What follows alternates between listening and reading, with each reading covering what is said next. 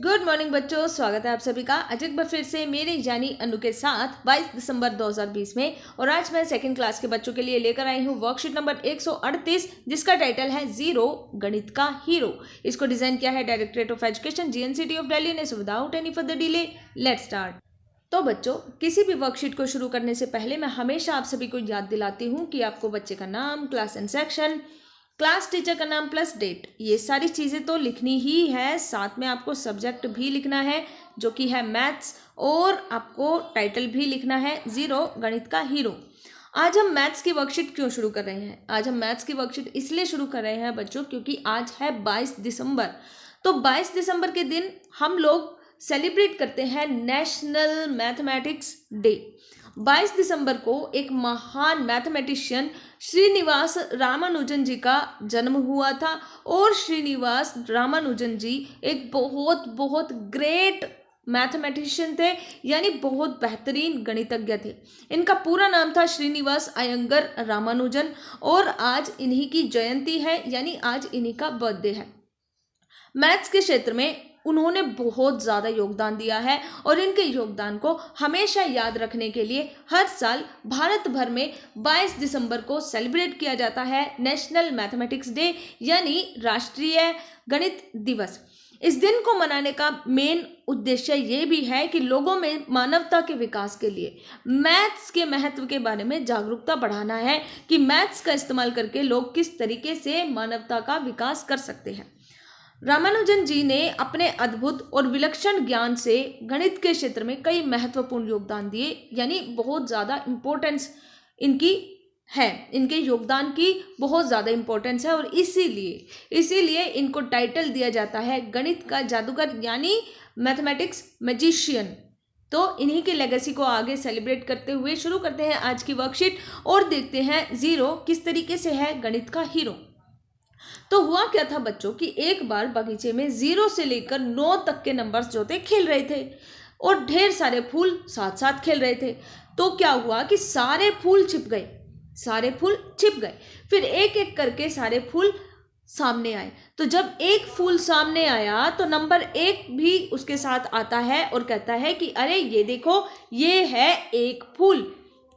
ठीक है, फिर 2 फूल सामने आते हैं, तो 2 फूल के साथ नंबर 2 सामने आता है और बोलता है कि ये है 2 फूल।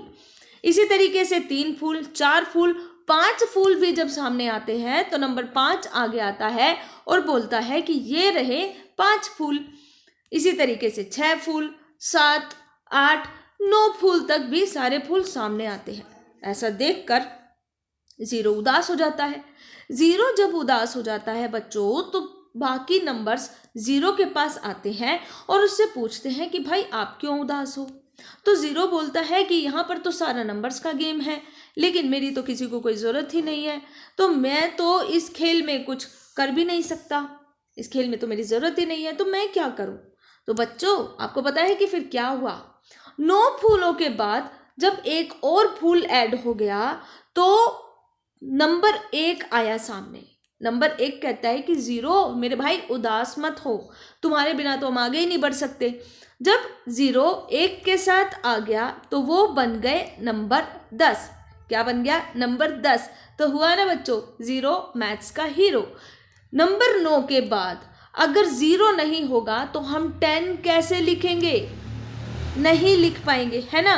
तो इसी तरीके से जीरो जो है नंबर्स को आगे बढ़ाने का काम करता है।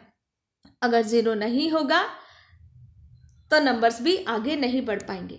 तो इस खेल में जीरो यानी शून्य की जरूरत कब पड़ेगी? आप वो नंबर्स लिखिए जहां पर जीरो की जरूरत पड़ेगी। एक एग्जांपल मैंने आपको बता दिया कि जब 10 आएगा तो जीरो की जरूरत पड़ेगी, 20 आएगा तो भी जीरो की जरूरत पड़ेगी, और कब कब जीरो की जरूरत पड़ेगी आप खुद से सोचिए और लिखिए। तो देखा बच्चों, जीरो यानी शून्य कितना इंपॉर्टेंट है, कितना महत्वपूर्ण है। वैसे तो जीरो कुछ भी नहीं है, अगर ये खाली है तो कुछ नहीं है, लेकिन अगर किसी संख्या के बाद आ जाए, यानी 1 के बाद अगर हमने जीरो लगा दिया तो उसे 10 गुना बढ़ा देता है। जैसे 1, अगर हमने 1 के आगे जीरो लगा दिया तो वो 10 बन गया। तो देखा कितना अच्छा है जीरो, कितना ज़्यादा वैल्यू बढ़ा देता है। तो इसी वजह से कहते हैं कि ज़ीरो भी है गणित का हीरो। और जानते हो गणित का ये सुपर हीरो दुनिया को किसने दिया? इनका नाम पता है आपको? इनका नाम है आर्यभट्ट। क्या है? आर्यभट्ट। तो जी हाँ, पूरी दुनिया को भारत के महान गणितज्ञ आर्यभट्ट जी ने ज़ीरो दिया है। तो यहाँ पे खत्म होती है आज की वर्कशीट। लेकिन जाते जाते पेरेंट्स के लिए सजेशन। डियर पेरेंट्स, बच्चों को बताइए कि फूल पौधे, पेड़ पौधे न सिर्फ हमारे वातावरण की सुंदरता बढ़ाते हैं बल्कि औषधीय गुणों से भी भरपूर होते हैं। इसलिए हमें फूलों को नहीं तोड़ना चाहिए और अधिक से अधिक पेड़ पौधे लगाने चाहिए। फिलहाल कोरोना वायरस से बचने के उपाय ये है कि अपने हाथों को साबुन व पानी से नियमित रूप से धोइए, मास्क पहनकर घर से बाहर निकलेंगे और फिजिकल डिस्टेंसिंग को मेंटेन करेंगे। 6 फुट या 2 गज दूरी है बहुत ज़रूरी। फिलहाल आज के लिए इतना ही। आपसे कल फिर से मुलाकात होगी। तब तक के लिए अपना बहुत ज़्यादा ध्यान रखिए। Goodbye and God bless you.